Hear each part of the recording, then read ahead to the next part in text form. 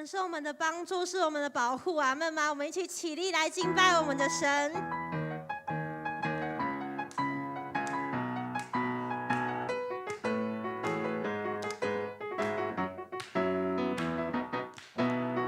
耶和华是我的主，必不致动摇。有耶和华的帮助，还要惧谁呢？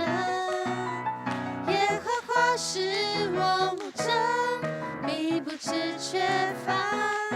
有耶和华作我旌旗，必全然的而生。耶和华是我思维的盾牌，是我的荣耀，有时叫我抬起头的神。一宿虽然有哭泣，早晨我们必欢呼。你是我的磐石，我的帮助。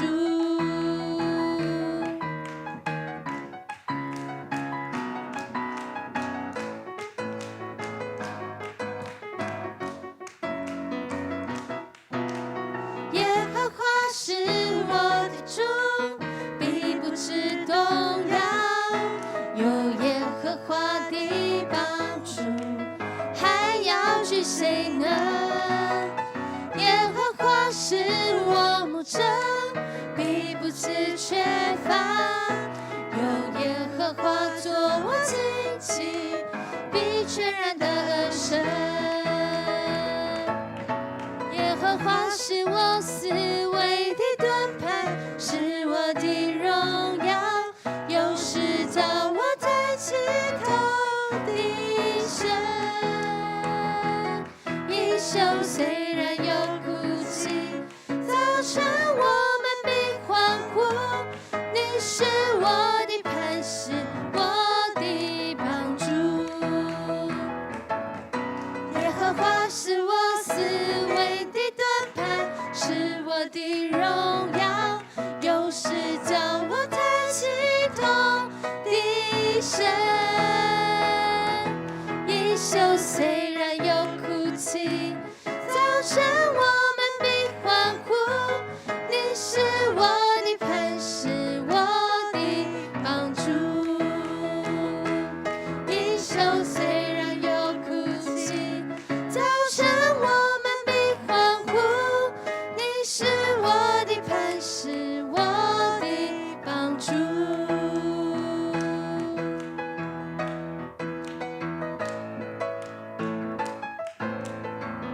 让我们将掌声献给我们的神。虽然道路崎岖，困难险阻，但我心中知道你一直都在。不能明白为何担此重担，但我始终相信你一直牵着我。大山为我挪开，大海又露出来。我要大声宣告，耶稣，你一直都在。你手上的钉痕，彰显十架大爱。我要大声宣告，耶稣，你一直都在。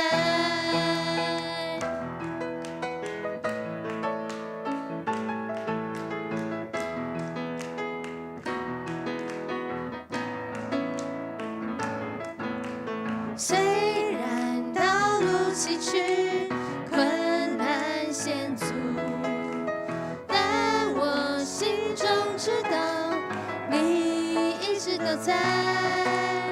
不能明白为何担此重担，但我始终相信你一直牵着我。大山为我挪开，大海又露出来。我要大声宣告，耶稣，你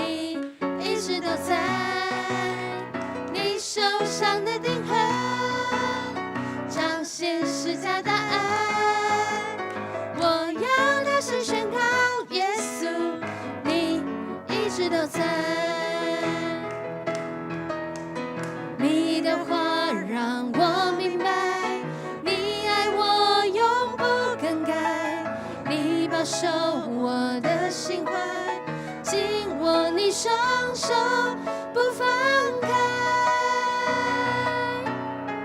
你的话让我明白，你爱我永不更改，你保守我的心怀，紧握你双手不放开。大山为我挪开，大海又露出来，我要大声宣告，耶稣，你一直都在。你手上的钉痕彰显十架的爱，我要大声宣告，耶稣，你一直都在。我要大声宣告，耶稣，你一直都在。是的，主他一直都陪伴着我们，他一直都在，无论我们在何样的境况，无论是在何样的情况，主都告诉我们，我们要更多的来依靠他，被他来吸引，来寻求他。我们来到神面前，持续的敬拜。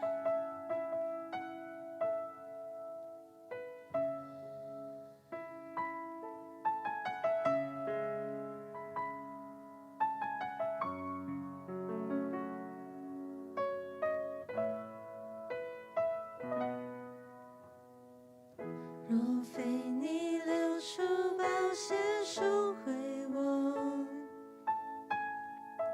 我怎能有机会重新来过？看见我所有罪恶和软弱，你却用完全的爱接纳我。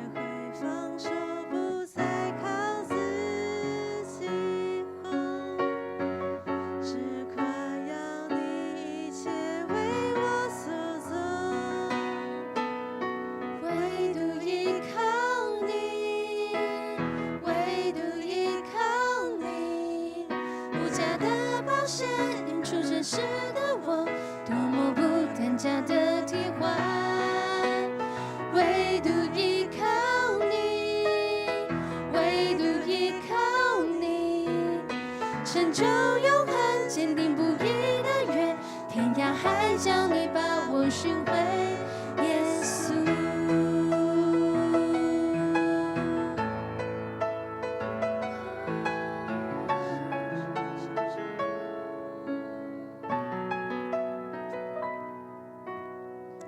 若非你流出宝血赎回我，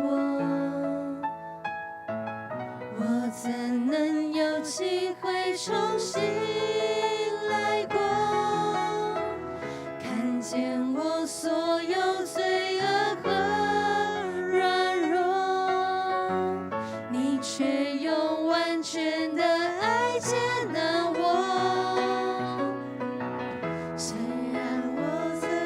痴心远离过，但你心事仍紧紧抓住我，学会放手，不再靠自己活，只夸耀你一切为我所做，唯独依靠你，唯独依靠你，无价的宝血映出真实的我，多么不等价的替换，唯独依靠你，唯独依靠你，成就永恒坚定不移的约，天涯海角你把我寻回，耶稣。因你的宝血，恩典的的宝血修补一切，再次离远，因你的宝血，牺牲的宝血，坦然无惧到你面前，因你的宝血，恩典的宝血修补一切，再次离远，因你的宝血，牺牲的宝血，坦然无惧到你面前，无瑕疵的爱来到我碎的我面前，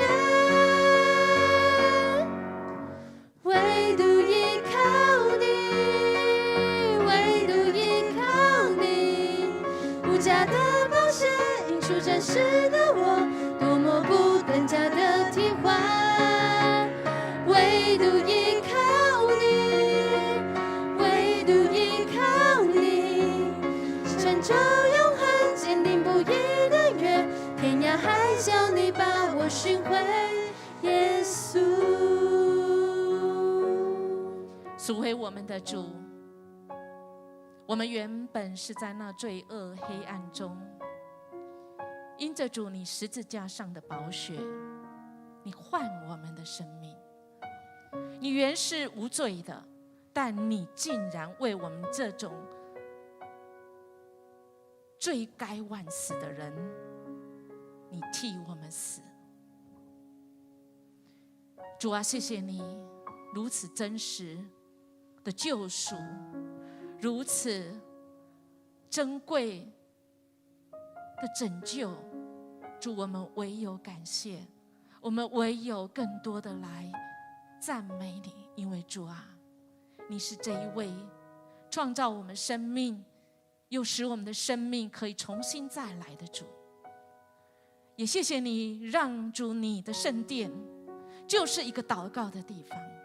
主啊，让我们在每一个地方，不管是在教会或者是在线上，主啊，我们奉你的名在哪里聚会，主啊，你就在我们的当中。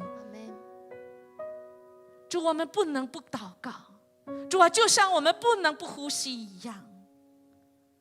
当我们不祷告的时候，我们就感觉到我们喘不过气来，我们就感觉我们活不下去，因为我们不知道我们的依靠，我们的方向，我们应该何去何从，我们不知道我们人生的意义在哪里。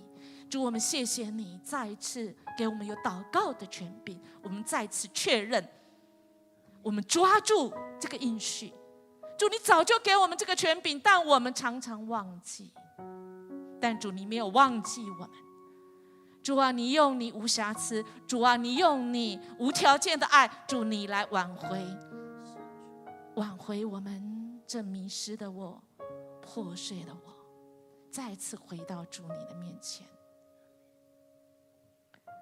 主啊，教导我们祷告。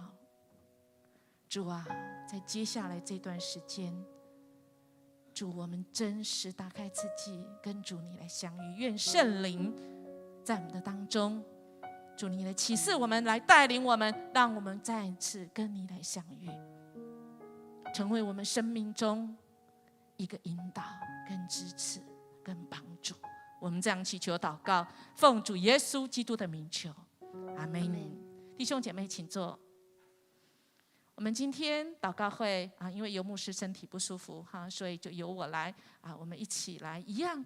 我们祷告会，我们先把我们的眼目来专注在我们的这一位神所以来吧，哈利路亚，来吧，我们来赞美我们这一位神。我们这一位神是怎么样的神呢？我想我们大家在这圣经里面，我们真的是读了很多，但是我们今年度的这个思念神的名，哇，更是在聚焦。我们今天其实是这本书的最后一个单元。那这个单元是什么呢？是最根本的，就是这一位神，其实他是我们的父亲，我们的阿爸天父。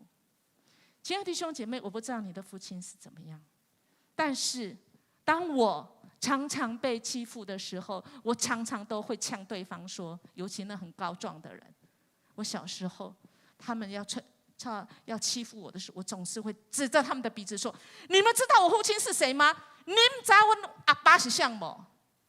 你敢这样讲吗？我敢。这样没有人敢欺负我，因为我的天上的父，他总是与我同在。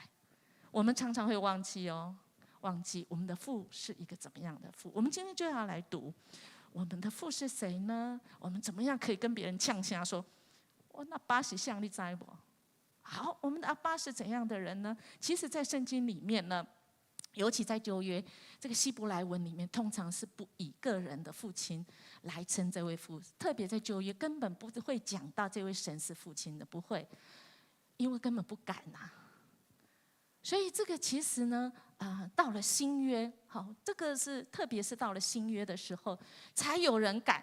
那从谁来开始？当然是从耶稣来开始。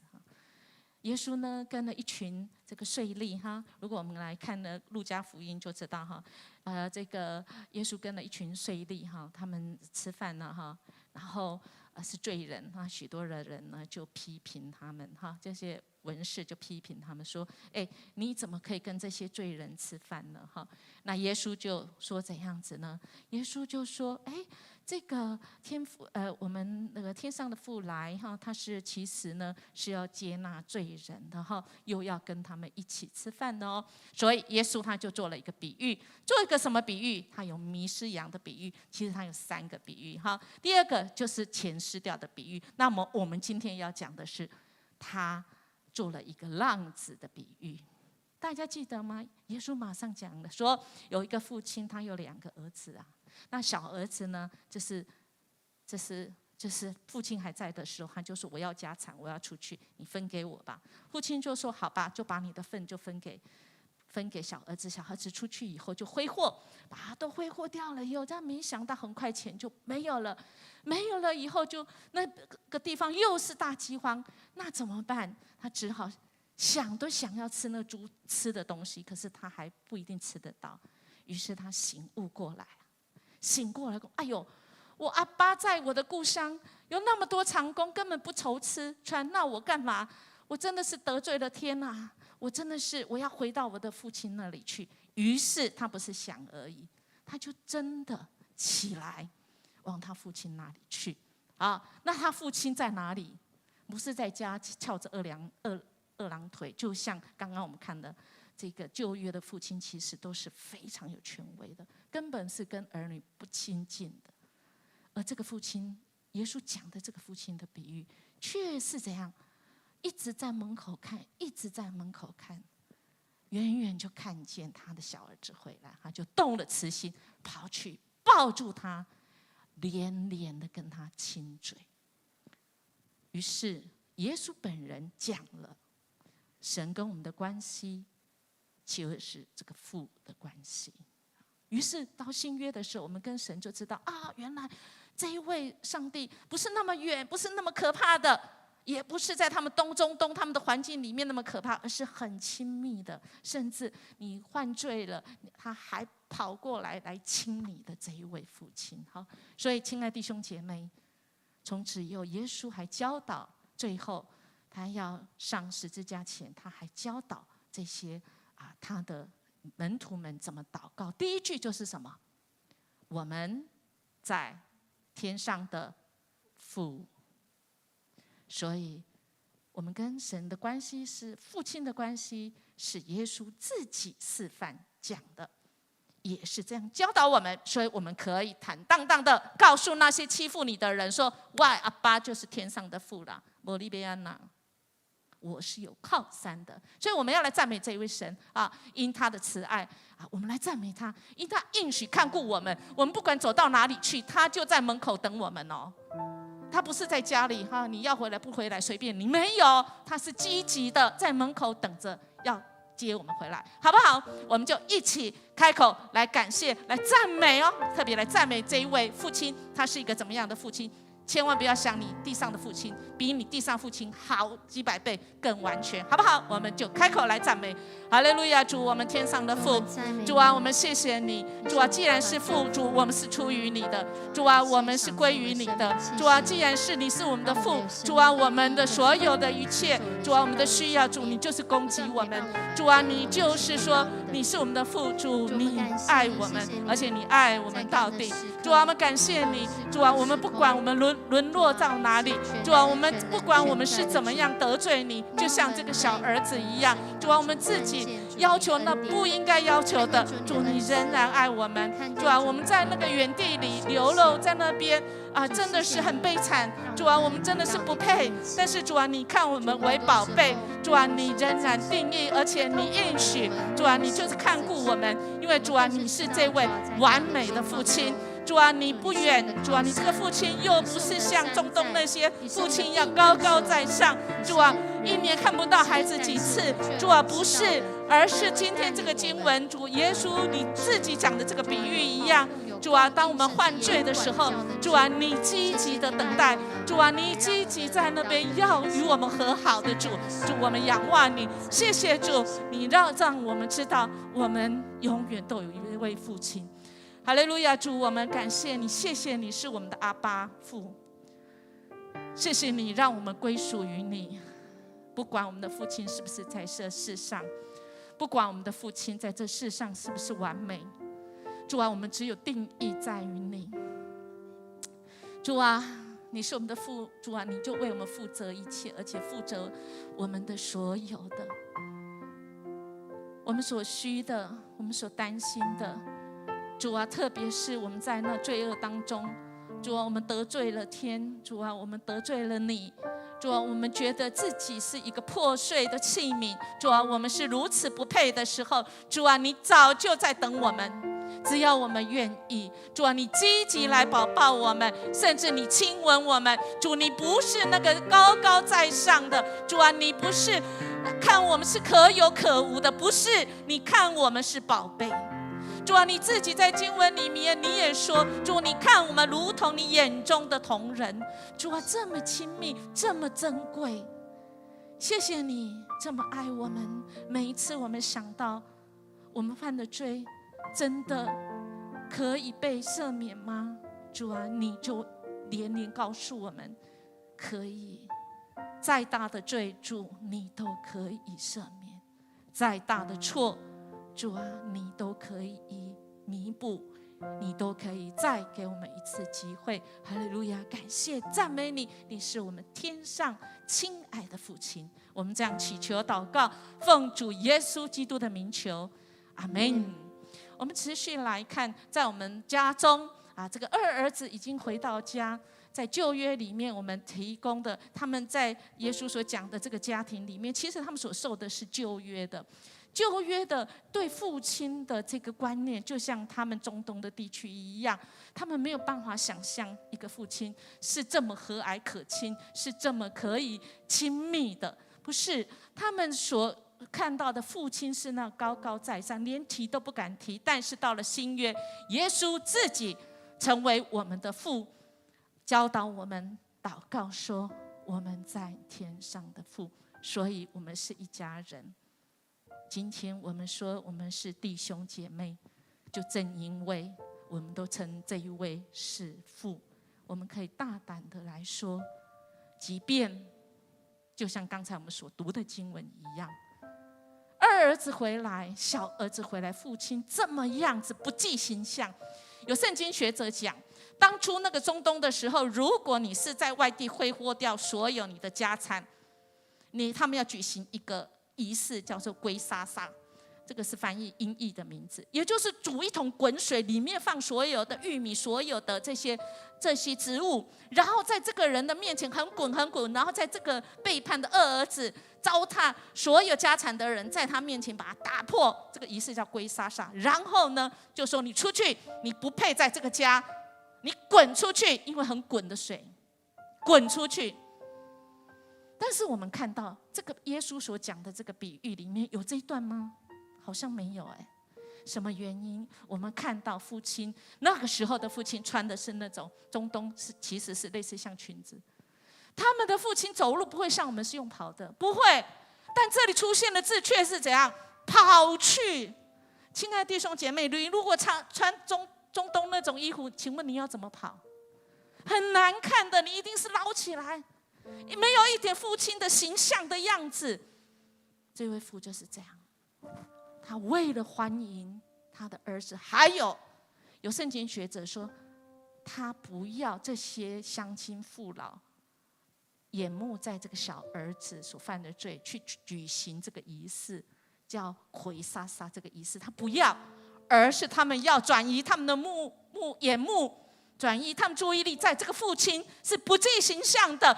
他们觉得很奇怪，为什么这个父亲这么没有尊严，没有那个父亲的样子，穿那个长袍还这样捞起来跑？因为这个父亲爱他的孩子，他不要他的孩子被这些乡亲父老、家乡的人注目，而他宁愿说：“你们来看我吧，我也没有一个父亲的样子。”亲爱的弟兄姐妹，我们的父爱我们到这个程度，甚至于第二个儿子，我们一起来读经文就知道好不好？来，请。大儿子却生气，不肯进去，他父亲就出来劝他。父亲对他说：“儿啊，你当和我同在，我一切所有的都是你的。只是你这个兄弟是死而复活，失而又得的，所以我们理当欢喜快乐。”亲爱的弟兄姐妹，这个父亲对这个大儿子，这个大儿子根本很看不下去这个小儿子。那个的父亲没有说：“这个谁当家啊？还轮得到你在那边不高兴啊？”没有这个父亲还去跟大儿子讲，还去跟大儿子好好的说解释。亲爱的弟兄姐妹，我们要感谢神，不管我们是小儿子或大儿子，我们都是没有合神标准的，我们都得罪神。因为神的心意就像这个父一样，他都爱我们。我们所犯的罪不过是大罪跟小罪一样都有罪，我们一样都需要这位神来救赎我们，好不好？我们来感谢这位神，因为神不但是我们的王，他掌管万有，但他也是我们生命主宰，救主也是我们主宰，但他更是与我们很贴近的父哦，他负责我们一切的父哦。因他赐我们有永生的福分，我们要来感谢他，好不好？亲爱弟兄姐妹，除了这些，我知道我们有很多时候没有来信靠他，我们有这个太多的事情，我们像大儿子一样，还有我们只为了要迎取神的良善，我们企图想要来做一些什么事，求神来赦免我们，因为神拯救我们是无价的，他是恩典的，是白白的恩典，好不好？我们一起开口来赞美这位神的恩典，也来站上面前来认罪。我们开口吧，哈利路亚！主，我们感谢你，谢谢你是这位爱我们的父。主啊，在我们生命中，主啊，在很多不堪的时候，主啊，你先来爱我们。主啊，特别是主有许多的时候，主啊，我们不知道，主啊，你是王，你是主，我们更不知道你是父。主啊，我们把你撇得远远的。主啊，我们甚至做我们自己的事。主啊，你在那边等候我们。主啊，你在那边想要亲近我们时候，主啊，我们却离你远远的，因为我们怕你。主，我们为此，我们要来认罪。主啊，我们也为此来感谢，因为主你的爱永远不改变。主啊，我们有很多的时候真的很像那个大儿子。主啊，我们真的是50步去笑那100步的。主，我们恳求你，你的心意在我们里面，你光照我们。主，我们真的是知道你的心意，贴近主你的心意。主啊，因为你连连讲了3个比喻。主啊，不管是失了羊的、失钱的、浪子回头的，主啊，你都再的告诉我们，主，你不愿意有一个人沉沦，你乃愿人人都能够得救。主啊，仰望你，谢谢你，谢谢你爱我们，光照我们，使我们能够回转来归向你。因为主你是恩典，你是赦罪之恩，让人知道你是主。谢谢主。阿爸天父，我们向你献上感谢。主啊，你是配得我们赞美的，因为你是一切的源头。主，你在我们的生命当中，主，你不只是赏赐生命气息，你更是让我们知道，主，我们有从你来的思想意念，我们也有从你来充分尊重的决定和选择。主，但很多的时候，主，我们真的是失落了这样的一个形象。特别在地上的父亲，在这个世代当中，不只是承受这些重担压力，很多的时候也承受了这些失落，就是不认识主，不认识我们的阿爸父，以致不知道怎么当一位父亲。在家庭当中，主啊，有很多很多很多的亏欠，甚至说不出来那些感受。主啊，我们在这个时候真的是要为在我们当中的这些父亲角色，这些父亲的职分，这些父亲的身份来向你祷告，来向你悔改。主啊，我们要来到你的面前，求主你来恢复。主啊，这个恢复不是我们自己能够恢复什么，而是当我们连接这位天上的阿爸父，主啊，祝福我们这些父亲，就知道怎么样成为一个父亲。因为不认识你，怎么能够成为一个完全的父亲呢？而事实上的确也没有完全的父亲。主啊，你亲自的来修复，特别在我们教会当中这些弟兄的心，特别在我们社区当中这些弟兄的心，特别是成为父亲的。主啊，将你的话语，将你的爱。主，很多时候我们同样是儿女，我们又好像那父母的角色一样，我们更需要从主你来的保抱，从主你来的教导，从主你来的带领，主你圣灵的感动，教导这世代的父母亲，特别是父亲，知道怎么样成为一个带领人来经历盼望，来经历永活生命的父亲。主，谢谢你看顾我们。主啊，你也让我们每一个人因为认识你，我们有这位永恒的天父，不仅是教导我们，引领我们，供应我们，也与我们同在，在各样的选择和决定中，不只是尊重我们，也让我们看见那真正应该要走的道路。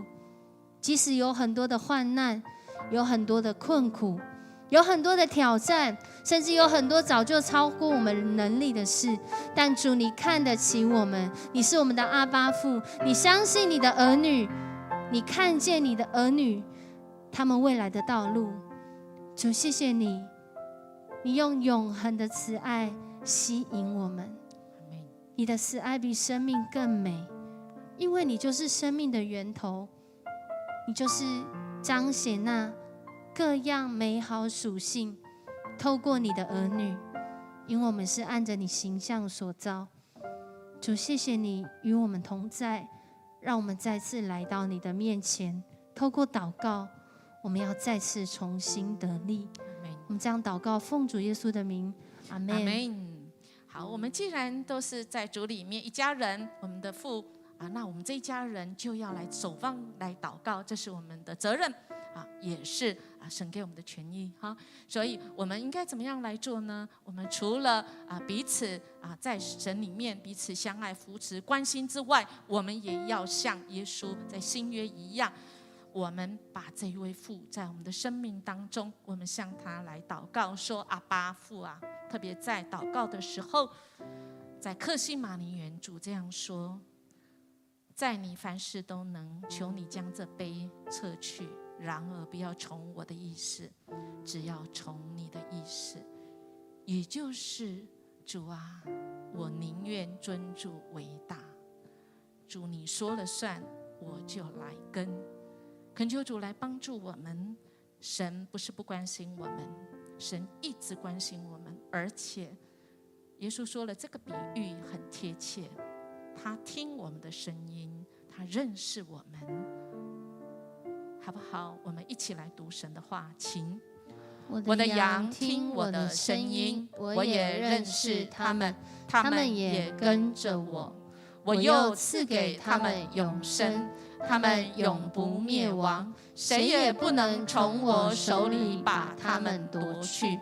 我父把羊赐给我，他比万有都大，谁也不能从我父手里把他们夺去。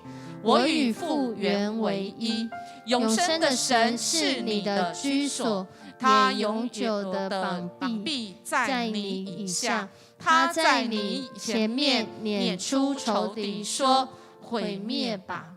亲爱弟兄姐妹，我们的国家的父亲是这一位，他管定了，不管这个外面国际之间说你们是谁，你阿爸是谁，我们可以说我们天上的父是我们的阿爸，他负责。所以亲爱弟兄姐妹，我们来以基督徒神的儿女，我们站起来，在破口处我们来为国家这危难中，我们一定要来认罪，认罪才不会偏了方向。我们知道了，我们就赶快回归回来到神的焦点，在那恩典里面。Delta 病毒不断的在影响我们，我们感谢神之外，我们也要为国家来祷告，不管外交这个内政、疫苗、医疗、物资、经济，等一下我们要为经济来祷告，求神的平安代替我们的这个恐惧。执政者、掌权者有智慧来面对 Delta 病毒的各种的挑战，以及制定各种的措施。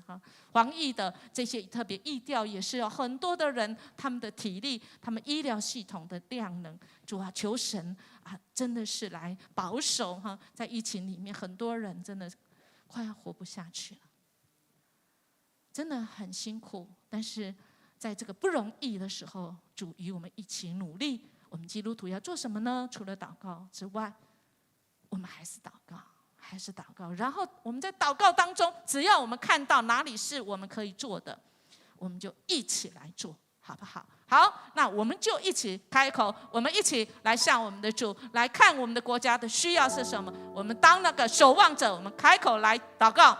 哈利路亚，主，我们感谢你，主啊，谢谢你为这个国家，主啊，你一直保护保守，主啊，不管那个强敌是如何，主啊，你就是掌权，主啊，不管是这个危机是怎么样来恐吓我们，主啊，我们可以大胆说，主啊，你是我们的阿爸父，主啊，我们所依靠的就是你，主啊，我们仰望你。虽然很多事情，我们或许我们的执政掌权者真的做得不够，主啊，或者是我们有不小心，我们有没有想到的，主啊，因为我们人是有限的，但是主啊，我们恳求你，每一次在祷告当中，特别是为这个执政掌权者祷告时候，主，我们先锁定到，主啊，我们的是不是，主啊，是在你的公义里面，主啊，我们是不是好怜悯，主啊，我们是不是存着谦卑的心，我们愿意与主你来同行，因为主啊，没有你与我们同行，我们就一定不行。主，我们仰望你，求神你在Delta病毒下面，主啊，使我们有应变的能力，主啊，使我们在做这些人应该做的时候，主啊，你就在我们的当中，使我们没有惧怕，主啊，因为你是赐平安的主，尼玛内利，主啊，你使我们在台湾的每一个人，主啊，真的是知道有一位神，主啊，这一位神就是爱我们的神，持续在保护保守我们，主啊，特别是在那些已经感觉活不下去，主啊，你就是我们的出路，主啊，我们恳求你，主啊，恳求你的圣手透过你的儿女们，主啊，我们起来祷告的时候，你就打开我们的眼睛，打开我们的耳，主啊，你使我们的手愿意出去来帮助彼此，主啊，我们不是只有仅仅祷告手，然后我们不愿意出去，主啊，愿我们用行动，愿我们回应神你，主啊，使台湾成为福音的出口，主啊，谢谢你。爱我们的主，你是我们的主，你是我们的王，也是我们的阿爸天父。我们同心来到主你的面前，主要向你来献上祷告。主要在这疫情肆虐的台湾社会当中，我们求主你再一次赦免我们。主要因为我们所做的不够，我们的祷告不够，以至于我们得罪了你。主要求主你来赦免我们，你用宝血来洗净我们，让我们能够来到主你的面前。主，我们一起开口来为我们的国家祷告。主，谢谢你在疫情的过程当中，虽然疫情肆虐在台湾整个社会当中，但是我们要在这当中仍然要数算主你的恩典。谢谢你虽然我们历经的社区的感染，历经了边境的破口，历经了校园的感染，历经了疫苗的缺乏，但是我们都一次一次的度过难关。主要靠着你的大能，你来帮助我们，主让我们的执政掌权者，主帮助我们知道怎么样来面对这样的疫情，怎么样来带领我们台湾的百姓来共同面对这个未知的病毒。主，谢谢你来带领我们。主啊，在这个疫情过程当中，我们要为了这些不管是确诊者或者是他们的家人来祷告。主，在他们家庭当中有失去生命，或者在面临病痛，主要恳求你的灵与他们同在，你在祝福他们，来安慰他们，主带领他们。主，有许多的家人，他们在疫情的过程当中，经济受到困境，求主你来帮助他们，来带领他们重新来站起来。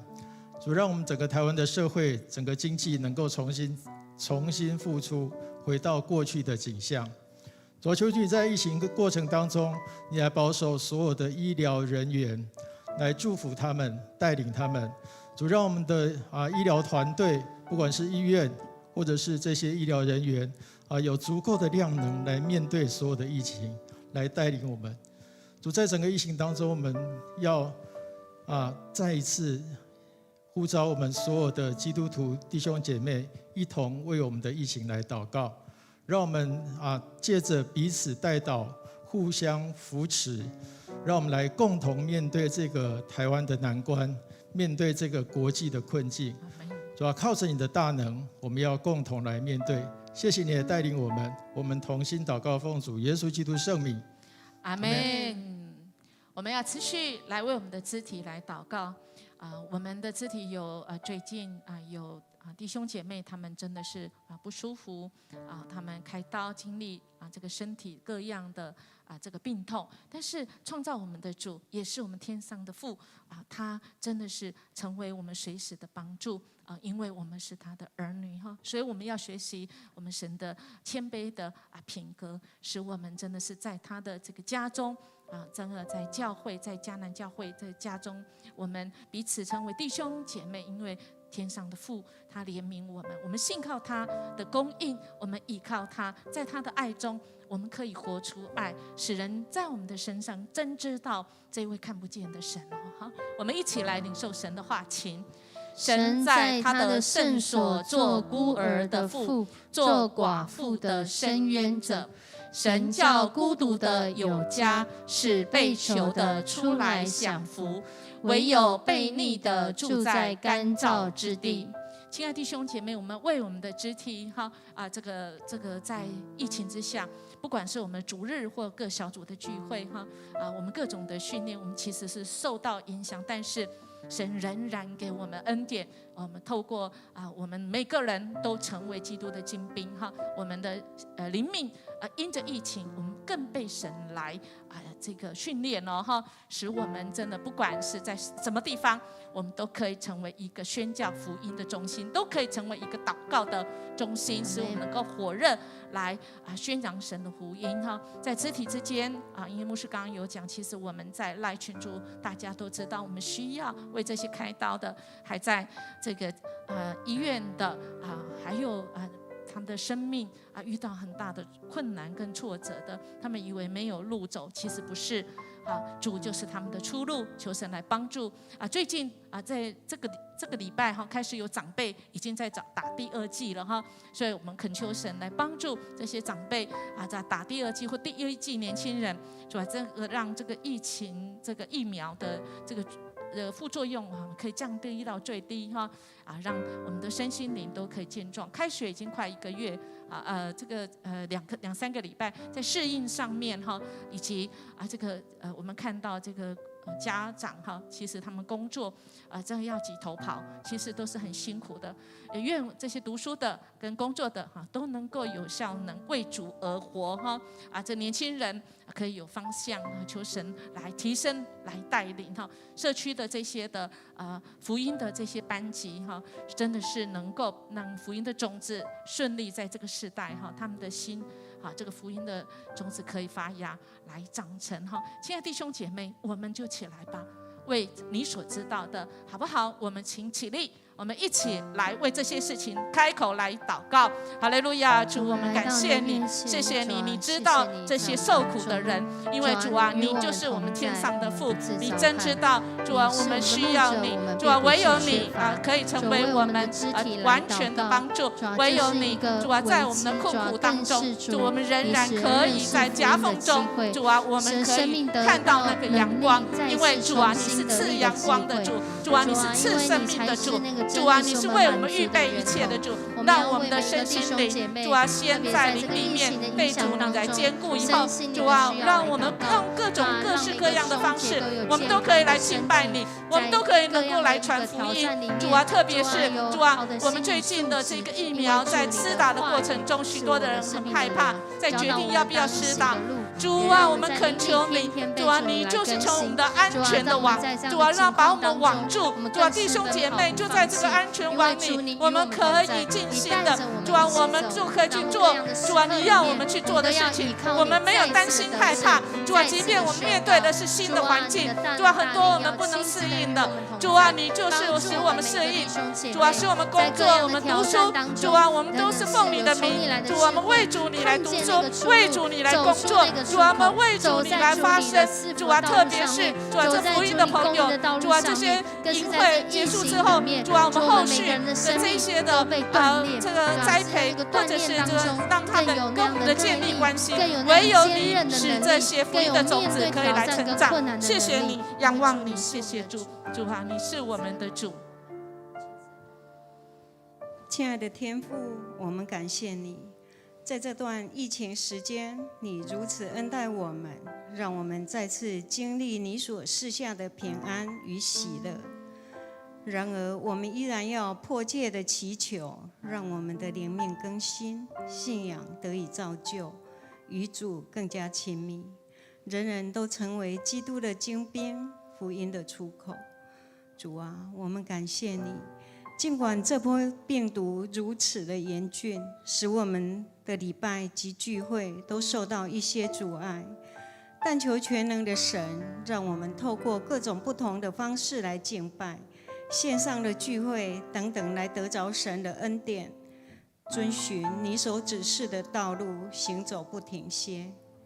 主啊，我们恳求你医治的灵临到受病痛折磨的弟兄姐妹身上，特别是这段期间因施打疫苗所产生的副作用，求主保守他们的身心灵健壮，灵魂体兴旺，不惧怕，肢体之间能有相互扶持、关心照顾。主啊，在经过漫长的停课及暑假过后，各学校也已开学，求主让这些新兴学子能尽快适应环境，认真学习课业，也求主让学校的环境不受病毒的入侵，让孩子们有一个安全的学习环境，也求主让每个家庭亲子间能有更紧密的连结，持守爱主的心。而正在寻求就业的，也求主为他们预备前面的道路，在沙漠中为他们开辟清泉，每个人都能有一份合适的工作。在暑假中，教会也举办了各级营会及家长成长班，求主差派圣灵，让参与这些活动的学子与家长同在，让所学习的成果在生活中萌芽，福音的种子得以成长茁壮，传达于每一个角落，荣耀主的名。孩子这样祷告，奉主耶稣基督得胜的名求，阿们。弟兄姐妹，我们来领受宣告圣经里面的应许啊，因为这一位神啊，就是要让我们来赞美的神哦，好不好？我们一起来宣告神的话，请。愿颂赞归于我们的主耶稣基督的父神，就是发慈悲的父，赐各样安慰的神。感谢神，让我们成为他的儿女。持续来，请做长老的写信给亲爱的该有，就是我诚心所爱的。亲爱的兄弟啊，我愿你凡事兴盛，身体健壮，正如你的灵魂兴盛一样。好不好？我们一起来唱这一首歌，叫我抬起头的神。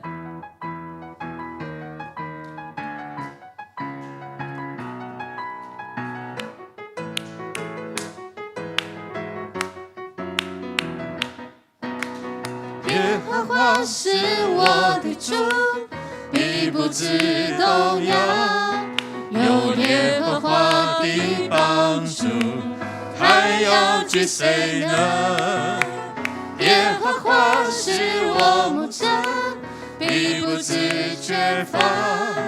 有耶和华作我旌旗，必全然得胜。耶和华是我侍卫的盾牌，是我的荣耀，又是叫我抬起头的神。衣袖虽然有哭泣，早晨我们别欢呼。你是我的磐石，我的帮助。我们一起来拍手，来荣耀归给我们主，来。